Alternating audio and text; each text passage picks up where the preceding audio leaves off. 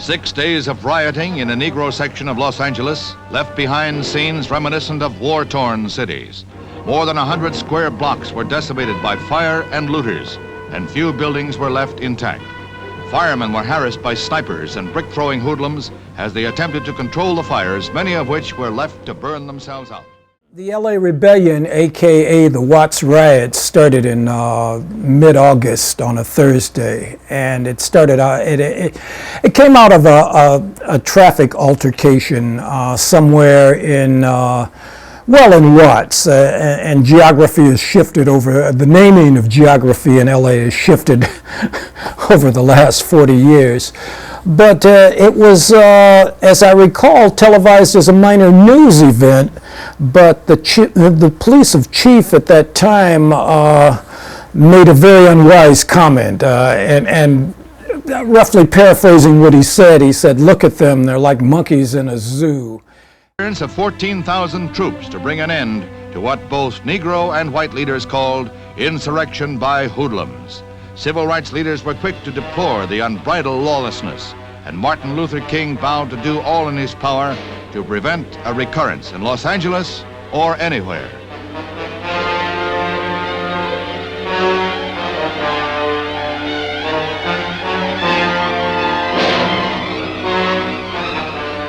An uneasy calm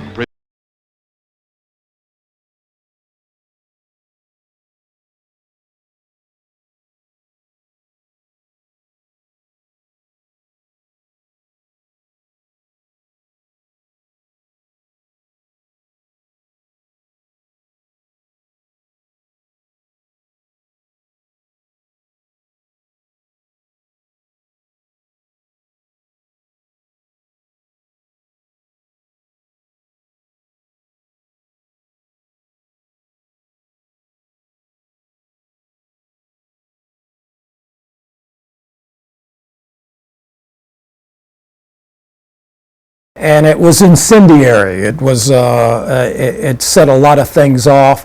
There had been a lot of obvious mistreatment of black people in their communities by the LAPD, so the place was tinder dry in many ways. It started on that Thursday, and it was Friday night. She asked me if I would come into the city from Pasadena.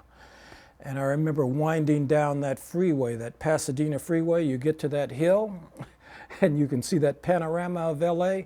As the National Guard moved in to restore comparative calm, the losses by fire alone were put at $200 million. No attempt has yet been made to estimate the losses suffered at the hands of the looters who stole everything from liquor to playpens. I was impressed, to say the least. By the time I got down, just coming off the freeway into the harbor. Firemen were later issued flak suits of bulletproof mesh to protect them from snipers who continued to shoot from rooftops. Nearly 3,000 were arrested, and authorities had to open abandoned jails to house those netted by the police.